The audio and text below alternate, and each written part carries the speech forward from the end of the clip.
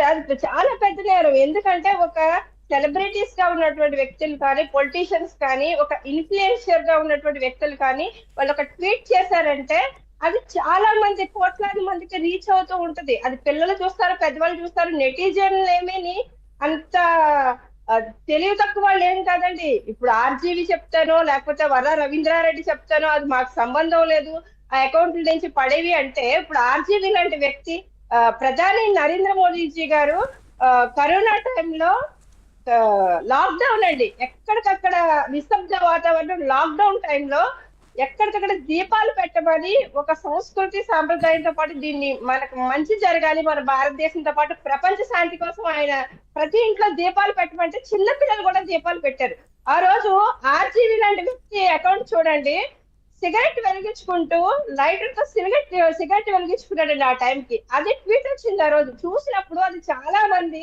అసహించుకున్నారు RGV లాంటి వ్యక్తిని. ఎందుకంటే అంతెందుకండి రాష్ట్రపతి గారి గురించి కూడా కామెంట్ చేశారు ఆయన, ద్రౌపది ముర్ము గారి గురించి. ఎస్ సార్, ఎందుకంటే ఇక్కడ రాష్ట్రపతి వరకు కూడా ముర్ము గారి వరకు కూడా ఎందుకు వెళ్ళిందంటే సార్, ఇది నేరం చిన్నగా ఉన్నప్పుడే, తప్పు చిన్నగా ఉన్నప్పుడే వీళ్ళకి చెంప పెట్టలాంటి శిక్షలు పడకపోతే ఇలాగే తయారవుతారండి. ఎందుకనుకుంటారు?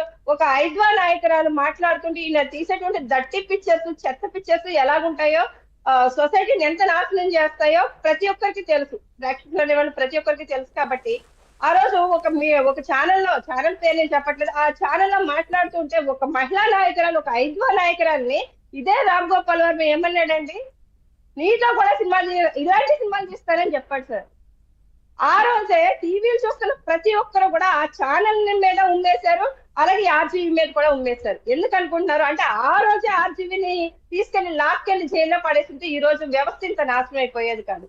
ఎందుకంటే మా అకౌంట్లు వేరొకరు వాడారు, వేరొకరు ఆధీనంలో ఉన్న అకౌంట్ నా దగ్గర లేదు అంటే నువ్వు అఫీషియల్ గా ప్రకటించావా? ఏ రోజైనా నువ్వు అఫీషియల్ గా నా అకౌంట్ వేరొకరు వాడుతున్నారని ప్రకటించావు. ఈ రోజు తప్పించుకోవడానికి ఒక నేరస్తుడు 100 అబద్ధాలు చెప్తాడండి, కానీ చట్టంలో అవన్నీ కూడా ఎక్కడా చల్లవు. ఖచ్చితంగా రేపైతే ఆర్జీవీ అరెస్ట్ అయితే మాత్రం ఖచ్చితంగా జరుగుతుంది. ఇలాంటి వాళ్ళకి మాత్రం ఖచ్చితంగా శిక్షణ పడాలండి. శ్రీరెడ్డి సారీ చెప్తేనో, ఆర్జీవీ వణికిపోతేనో, లేకపోతే మేకపోతే గాంభీర్యాన్ని ప్రదర్శిస్తేనో ఇవాళ ప్రభుత్వం వెనక్కి తగ్గేటువంటి పరిస్థితి లేదు. అలాగే ఇవాళ రక్షణ వ్యవస్థ అనేది ఎంత వాళ్ళ పని వాళ్ళు చేసుకుంటూ వెళ్ళిపోతున్నారు. ఇలాంటి చీడ పురుగులు ఏరేకపోతే సమాజం నాశనం అయిపోద్దని మాత్రం ఖచ్చితంగా మేము నమ్ముతున్నాం. గతంలో కూడా వీళ్ళ మీద మీకు కేసులు పెట్టున్నామండి. ఆ రోజు ఏ రోజు కూడా వీళ్ళ మీద యాక్షన్ తీసుకోలేదు. వీళ్ళ మీద ఎటువంటి అరెస్టులకి కూడా ప్రభుత్వం ఆ రోజు వైసీపీ గవర్నమెంట్ వీళ్ళ కంట్రోల్ చేయాలి. ఎందుకంటే వైసీపీ గవర్నమెంట్ వీళ్ళు పెంచి పోషించింది చీడ పురుగులన్నింటినీ కూడా సమాజం విచ్ఛిన్నం చేయడానికి, సమాజాన్ని నాశనం చేయడానికి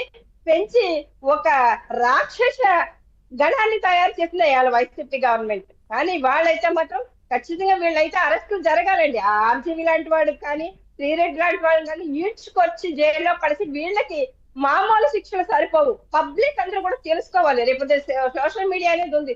సోషల్ మీడియా అనేది మంచిగా వాడితే చాలా మంచిది, ప్రపంచాన్ని మార్చొచ్చు, దాని ద్వారాగా ఎదగొచ్చు, చాలా మందిని మనం మార్చొచ్చు, ఒక మంచి సమాజాన్ని సృష్టించుకోవచ్చు. కాకపోతే చీడ పురుగులాగా వ్యవస్థని మొత్తం చిన్న భిన్నం చేసేసి చిన్న పిల్లల వరకు కూడా నాశనం అయిపోవడానికి ఇలాంటి చీడ పురుగులే కారణం అవుతున్నాయి. కాబట్టి ఖచ్చితంగా ఇలాంటి వాళ్ళ మీద అయితే మాత్రం యాక్షన్ తీసుకోవాలి సార్. గతంలో మా అధినేత పవన్ కళ్యాణ్ గారి మీద ఎన్నిసార్లు ఈ ఆర్జీవీ పదే విమర్శించడానికి కారణం ఏంటంటే పవన్ కళ్యాణ్ గారికి ఒక సైన్యం ఉంటది. ఆ సైన్యం అంతా కూడా వానర సైన్యం లాగా పవన్ కళ్యాణ్ గారిని ఒక్క మాట అంటే నేను కావచ్చు, జన సైనికులు కావచ్చు, ఎవరైనా ఊరుకోము. ఖచ్చితంగా వాళ్ళకి కౌంటర్ ఇచ్చే చేస్తాం. వీళ్ళకి చీప్ పబ్లిసిటీకి అలవాటు పడినటువంటి వ్యక్తులు ఏదో రకంగా మా అధినేత పవన్ కళ్యాణ్ గారిని టార్గెట్ చేయడం కావచ్చు, లోకేష్ గారిని కావచ్చు, ముఖ్యమంత్రి వర్యులు చంద్రబాబు నాయుడు గారిని కావచ్చు, వ్యూహ ప్రమోషన్ చూసుకోవచ్చు సార్.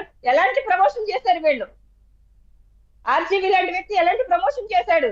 ఎలాంటి జంతువులు ఒక ఫేస్ తీసుకొచ్చి ఈ మా డిప్యూటీ సీఎం గారికి వీళ్ళందరికీ పెట్టడం దగ్గర నుంచి నిజంగా ఆర్జీవీ లాంటి వ్యక్తి ట్విట్టర్ అకౌంట్ లో చూడొచ్చు సార్. ఒక టీడీపీ లో ఉన్నటువంటి మహిళలు కేసు పెట్టడానికి వెళ్తే వాళ్ళని కూడా మార్కింగ్ ఫోటోలు పెట్టడం అంటే మమ్మల్ని కావచ్చు ప్రతి ఒక్కటి సార్. వీళ్ళు టార్గెట్ ఏంటంటే 5 సైన్స్ కింద వరకు కూడా ఎవరిని వదల.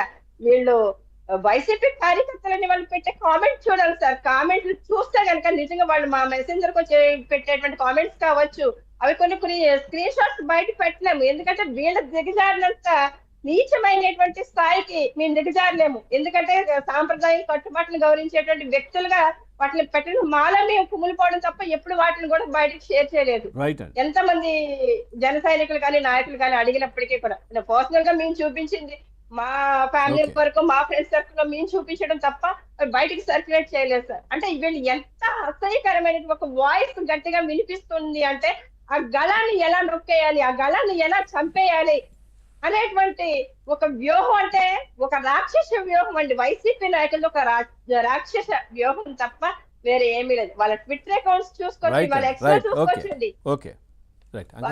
వాళ్ళ పార్టీ నుంచి ఏమేమి అన్ని అబద్ధాల ప్రచారం చేస్తున్నారు, అదే ప్రచారం గ్రౌండ్ స్థాయి వరకు తీసుకెళ్తూ ఉన్నారు ఈ రోజు వైసీపీ నాయకులు. అబద్ధాలు ఓకే అండి, వస్తాను. కలవడం రైట్. అంకమరావు గారు, ఎందుకు రామ్ గోపాల్ వర్మ జగన్మోహన్ రెడ్డి కోసం పనిచేయాల్సిన అవసరం ఎందుకు వచ్చింది? ఏంటి అసలు ఎందుకు పనిచేస్తారు? మూలం మిథం జగత్. నాకు డబ్బు చాలా యాడ్లు కావచ్చు, లేదంటే నా సినిమాలు కావచ్చు, నేను ఒక సినిమా చేస్తా అంటే కోట్ల రూపాయలు చాలా మంది తెచ్చి పెడతారు, నాకు అసలు అవసరమే లేదు అని చెప్తారు కదా. ఎంతమంది వచ్చారు, ఎన్ని సినిమాలు, ఎన్ని చిత్రాలు నిర్మించాడు?